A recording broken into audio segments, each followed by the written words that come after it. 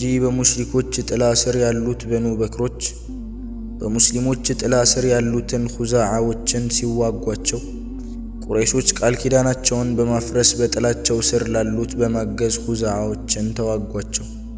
ይህን ጊዜ ነበር የኹዛዓዎቹ ባላባት የነበሩት ዐምር ብን ሳሊም ረሱላችን ዓለይሂ ሰላቱ ወሰላም ዘንድ በመምጣት ሙሽሪኮች ያደረሱባቸውን ክህደትና ጭፍጨፋ የነገሯቸው። ይህን ጊዜ ረሱል ዓለይሂ ሰላቱ ወሰላም እጅጉኑ በማዘን ሙሽሪኮችን መካ ድረስ ሄደው እንደሚዋጓቸው ለኹዛዓዎች ቃል ገቡላቸው። ቁረይሾች በጣም ተሸበሩ። የሙሐመድ ዛቻ እርግጥ እንደሚሆንባቸው እርግጠኛ በመሆን የይቅርታ መልእክተኛም ቢልኩ ተቀባይነት ሊያገኙ አልቻሉም። ከዚያም ረሱል ዓለይሂ ሰላቱ ወሰላም ለማንም ወሬን ሳይነግሩ በድብቅ ወደ መካ ጉዞ ለማድረግ ዝግጅታቸውን አጠናቀው አላህንም ለቁረይሾች ይህን ወሬ ይደብቅባቸው ዘንድ ዱዓ አድርገው ጉዞ ጀመሩ። በወረ ረመዳን ረሱል ዓለይሂ ሰላቱ ወሰላም ብዙ ሺህ የሚቆጠሩ ሰራዊቶችን አስከትለው ወደ መካ ጉዞ ጀመሩ። ትዕይንቱ ደስ ይል ነበር።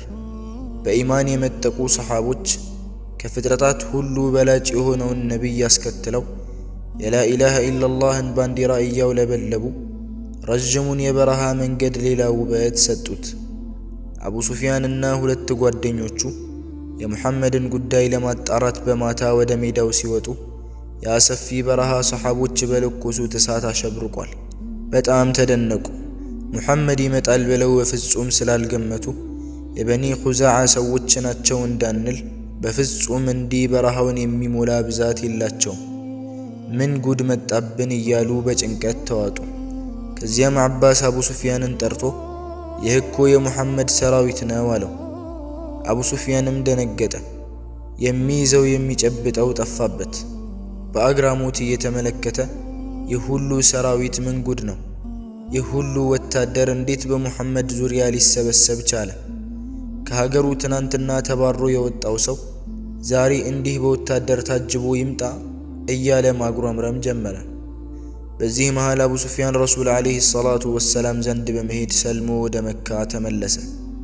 ረሱላችን ዓለይሂ ሰላቱ ወሰላም ብርቅዬ ሰሓቦቻቸውን አስከትለው የመካን ምድር ረግጠው ከተማዋን መግባት ጀመሩ።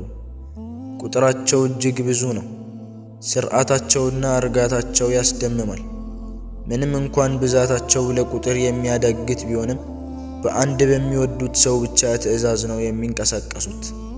የመካም ከተማ ሊገቡ ሲሉ አቡ ሱፊያን ለመካ ቁረይሾች ጮክ ብሎ እናንተ ቁረይሾች ሆይ ሙሐመድ ልትቋቋሙት የማትችሉትን የሰራዊት መዓት አስከትሎ መካን እየገባ ነው። ሁላችሁም ወደ የቤታችሁ ግቡ። እኔ ቤት የገባና እቤቱ የተደበቀ ማንም አይነካውም በማለት ተጣራ። የመካ አመፀኛ ሁሉ ምድሪቱ ጠበበችው። ረሱልን ዓለይሂ ሰላቱ ወሰላም እድሜ ልኩን ያሰቃየ ሁሉ መግቢያ መሽሎኪያ ጠፋቸው። የዛሬ ቀን የበቀል ቀን መሆኑን የገመቱ ሁላ መካን ትተው የወጡ አሉ። አብዛኛው ግን በቤቱ ተደብቆ መሞቻ ሰዓቱን መጠባበቅ ጀምሯል። ረሱል ዓለይሂ ሰላቱ ወሰላም መካ ከመግባታቸው በፊት ሰራዊቶቻቸውን ለሁለት በመክፈል የአስለም፣ የሱለይም፣ የጊፋር፣ የሙዘይናና የጁሃይና ሌሎችንም ሰዎች ከመካ በስተቀኝ በኩል እንዲገቡ በማዘዝ ኻሊድ ኢብኑል ወሊድን አሚር አደረጉት። በከተማዋ በግራ በኩል ዙበይር ኢብኑል ዓዋምን አሚር በማድረግ ሰራዊቶችን ልከው እሳቸው ወደ መካ ለአላህ ምስጋና እያደረሱ ገቡ። የመካ ከተማ በተደበቁ ነዋሪዎቿ ባዶ ሆና ሳለ የሙስሊሞች ሰራዊቶች ገብተው በቅጽበት ሞሏት። በዚህ ሁኔታ ላይ በምስጋና እያሳለፉ ሳለ ነበር ረሱል ዓለይሂ ሰላቱ ወሰላም ወደ ካዕባ በመግባት ለብዙ ዓመታት የከረሙ ጣዖታትን መሰባበር የጀመሩት። ከዛም ረሱል ዓለይሂ ሰላቱ ወሰላም ቢላልን አዘዙትና በመካ የመጀመሪያዋን አዛን ካዕባ ጫፍ ላይ በመውጣት አዛኑን አሰማ። ሕዝበ ሙስሊሙ አዛንን ሲሰማ ፍጹም ተረጋጋ፣ ዝምታም ሰፈነ። ይህን ጊዜ የተደበቁት የመካ ሙሽሪኮች ከየተደበቁበት በመምጣት ወደ ረሱላችን ዓለይሂ ሰላቱ ወሰላም እየመጡ እጅ መስጠት ጀመሩ። ከዚያም ረሱል ዓለይሂ ሰላቱ ወሰላም ከአላህ ብቻ ሌላ አምላክ የለም። ቃል ኪዳኑን ሞላ፣ ባሪያውንም ድል አጎናጸፈ፣ አሕዛብንም ብቻውን አሸነፈ አሉ። ረሱላችንም ዓለይሂ ሰላቱ ወሰላም ወደ ቁረይሾች ስብስብ በመሄድ ዛሬ ምን የማደርጋችሁ ይመስላችኋል በማለት ለዘመናት ያሰቃዩአቸውን ሰዎች ጠየቋቸው። ቁረይሾችም ስለ ረሱል ዓለይሂ ሰላቱ ወሰላም ምንነት ያውቃሉና በፍርሃት ተውጠው መልካምን ነው ካንቱ የምንጠብቀው፣ እርስዎ ቸር ወንድማችን ኖት፣ የቸሩ ወንድማችንም ልጅ ኖት አሏቸው። ረሱልም ዓለይሂ ሰላቱ ወሰላም ሙሽሪኮችን እዝነትንና ፍቅርን ያዘለ አስተያየት እያዩአቸው ዩሱፍ ለወንድሞቹ ያደረገውን ይቅርታ እንጂ ሌላ ነገር አላደርግባችሁም፣ ሂዱ እናንተ ነጻ ብያችኋለሁ አሏቸው። ከዚያ በኋላ የእስልምና መሠረቶችን እያስተማሯቸው የአረብ ነጎዶችን ጣዖታት ሰሓቦችን በመላክ እየሰበሩ ለ19 ቀናት ያህል መካ ላይ ካሳለፉ በኋላ ወደ መዲና ተመለሱ። ከዚያም መዲና ላይ ሆነው ዓለም ላይ ወዳሉ መንግስታት ደብዳቤ ላኩ። ይህ ደብዳቤ በደረሳቸው ጊዜ ደብዳቤውን ያጣጣሉና የናቁ እንደነበሩ ሁላ በክብር የተቀበሉ መንግስታት ነበሩ። በክብር ከተቀበሉት መንግስታት ውስጥ የሀበሻው ንጉሥ አንዱና ዋነኛው ነበር። የረሱል ዓለይሂ ሰላቱ ወሰላም ደብዳቤ እሱ ዘንድ ሲመጣ ለደብዳቤው ክብር ብቻ ከዙፋኑ ላይ ወርዶ ነበር። ወደ ግብፅ ንጉሥ ሙቀውቂስም ረሱል ዓለይሂ ሰላቱ ወሰላም ደብዳቤ በላኩ ጊዜ ሙቀውቂስ ምንም እንኳን ዲንል ኢስላም ባይቀበልም ደብዳቤውን በክብር ተቀብሎ ለረሱል እጅ ነስቶ ስጦታዎችን ጨምሮ ልኮ ነበር። ረሱል ዓለይሂ ሰላቱ ወሰላም የሩም ንጉሥ ለሆነው ሂረቅል እንዲህ ሲሉ ደብዳቤ ልከውለት ነበር። በአላህ ስም እጅግ በጣም ሩህሩህና እጅግ በጣም አዛኝ በሆነው የአላህ ባሪያ ከሆነውና ከመልእክተኛው ሙሐመድ ለሩም ንጉሥ ሂረቅል ሰላም ቅኑን መንገድ በተከተሉ ላይ ይሁን። በመቀጠልም እኔ ወደ እስልምና ጠራሃለሁ፣ ስለም ትድናለህ፣ ከሰለምክ አላህ ምንዳህን እጥፍ አድርጎ ይከፍልሃል። እምቢ ያልክ እንደሆነ የራስህንና የሕዝቦችህን ወንጀል ተሸካሚ ትሆናለህ። የመጽሐፉ ባልተቤቶች ሆይ በእኛና በእናንተ መካከል ትክክል ወደ ሆነችው ቃል ነው።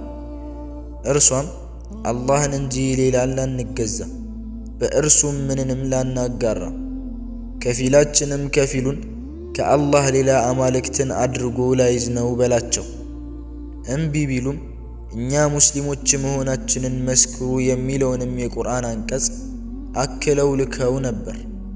ይሁን እንጂ እሱ ዲኑን ቢወደውም ሕዝቡ ስላልወደደው ንግስናውን ወዶ ሪሳላውን እምቢ አለ። በዚህ ሁኔታ ረሱላችን ዓለይሂ ሰላቱ ወሰላም ወደ ተለያዩ መንግስታት ደብዳቤዎችን በመላክ የአላህን ግዴታ ተወጡ። አሁን ጉዳዩ እየተጠናቀቀ መጥቷል። ረሱላችንም ዓለይሂ ሰላቱ ወሰላም በሂጅራ 10ኛ ዓመት ላይ 100,000 ተከታዮችን ይዘው ለሐጅ መካ ተገኙ። መካ ላይ ለሁሉም በተሰበሰቡበት ረሱል ዓለይሂ ሰላቱ ወሰላም ምክር ሊሰጡ ሁሉም ድምፁን አጥፍቷል። ረቢዓህ ኢብኑ ኡመያህ የተባለ በከፍተኛ ድምፁ የሚታወቀው ሰሓቢ ከእሳቸው ጎን የረሱልን ድምፅ ሊያስተጋባ ቆሟል። እሳቸውም ንግግራቸውን ጀመሩ። እናንተ ሰዎች ሆይ ንግግሬን በጥሞና አዳምጡኝ። ምናልባት ከዚህች ዓመት በኋላ በቀጣይ ዓመት ላንገናኝ እንችላለን። እናንተ ሰዎች ሆይ እንደዚህ እንደተከበረው ቀን ሁላ፣ እንደዚህ እንደተከበረው ወር ሁላ፣ እንደዚህ እንደተከበረው ሀገራችሁ ሁላ ደሞቻችሁና ንብረቶቻችሁ በእናንተ ላይ ሐራም ነው እያሉ ብዙ ከመከሩ በኋላ በመሃል ውዱ ባልደረባቸው አቡበክር ረዲየላሁ ዐንሁ የረሱል ዓለይሂ ሰላቱ ወሰላም ሞት መቅረቢያ እየደረሰ እንደሆነ አውቆ እየተንሰቀሰቀ ማልቀስ ጀመረ።